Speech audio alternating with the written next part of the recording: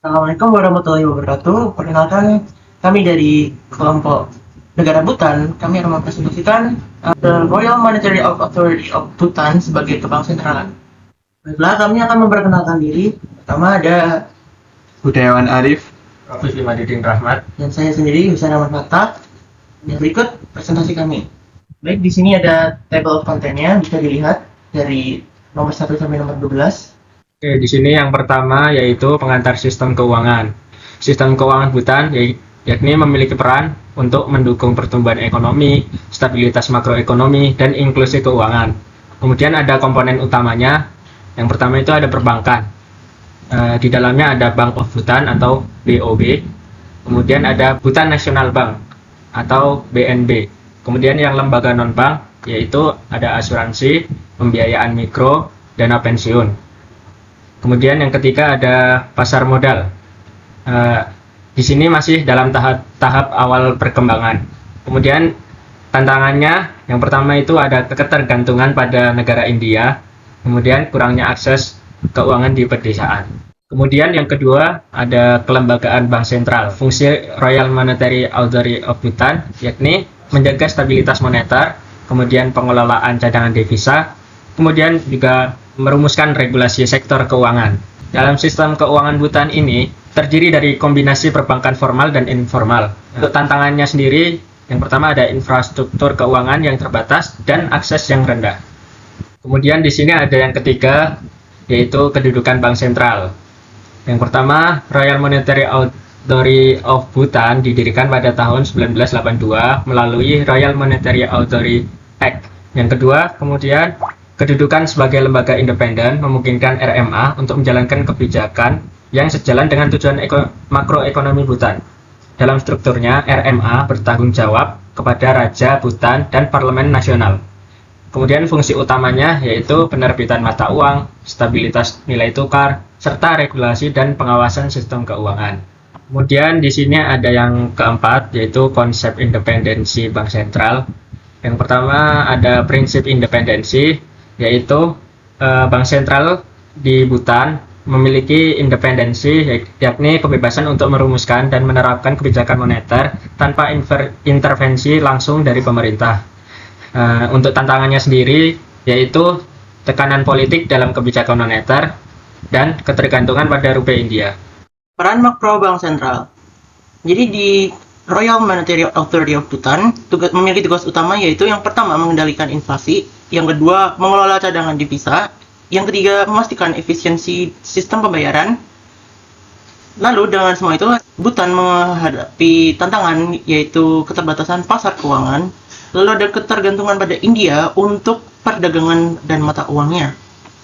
Kebijakan sistem pembayaran di negara Bhutan yang pertama harus diketahui adalah pertama kondisi keuangan dalam negara Bhutan itu sistem keuangan Bhutan mencakup bank komersial, lembaga non-bank, dan Royal Monetary Authority of Bhutan. Lalu tantangan utamanya itu ada 36% populasi belum tersentuh layanan keuangan formal, dan ekonomi Bhutan fokus pada Gross National Happiness atau GNH. Nah, pertama kebijakan utama itu yang pertama ada digitalisasi sistem pembayaran Bhutan, QR, dan aplikasi seluler. Lalu pengembangan infrastruktur pembayaran. Untuk tantangannya yaitu ada infrastruktur digital yang terbatas dan literasi keuangan yang rendah. Lalu kebijakan dan transmisi kebijakan moneter pada negara Bhutan yaitu adanya penerbitan Ngultrum yang dipatok dengan harga rupiah India, memberikan stabilitas tetapi membatasi kebijakan moneter yang independen. Lalu ada penetapan suku bunga acuan sebesar 0,80% pada Desember 2024, operasi pasar terbuka, dan cadangan minimum. Tantangannya ada efektivitas transmisi kebijakan terbatas karena struktur ekonomi sederhana. Kebijakan makroprudensial pada negara Bhutan bertujuan menjaga stabilitas keuangan dengan mengelola risiko sistemik. Dan alasan kenapa kebijakan makroprudensial itu diterapkan karena tantangannya itu adalah sistem keuangan negara Bhutan yang masih kecil dan kurang kompleks dan kapasitas institusional terbatas. kemudian ini ada pengantar stabilitas keuangan. Pilar stabilitas keuangan terdiri dari inklusi keuangan, dan inflasi yang terkendali. Tantangannya merupakan manajemen kredit yang kurang optimal. Bauran kebijakan bank sentral terdiri dari kombinasi integrasi kebijakan moneter, fiskal, dan keuangan. Tantangannya merupakan ketergantungan pada mitra dagang utama seperti India. Bank sentral dan komite stabilitas sistem keuangan. Peran bank sentral yaitu stabilitas sistem keuangan dan membangun regulasi lembaga keuangan. Tantangannya merupakan tidak adanya komite stabilitas yang terintegrasi.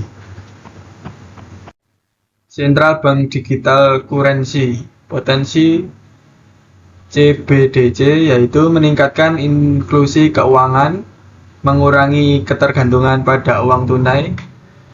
Tantangannya yaitu kesiapan infrastruktur teknologi dan kepercayaan masyarakat terhadap teknologi baru. Jadi kesimpulannya adalah Royal Monetary Authority of Bhutan sebagai bank sentral memiliki peran yang penting dalam menjaga stabilitas ekonomi, mendorong inklusi keuangan, dan memodernisasi sistem keuangan negara Bhutan. Dengan pendekatan holistik berbasis filosofi gross national happiness, Bhutan berupaya menyeimbangkan pertumbuhan ekonomi dan dengan kesejahteraan sosial dan keberlanjutan lingkungan.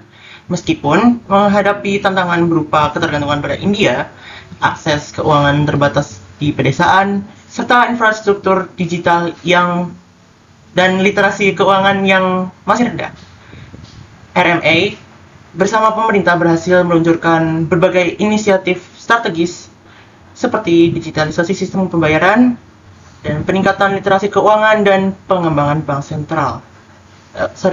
pengembangan central bank digital currency.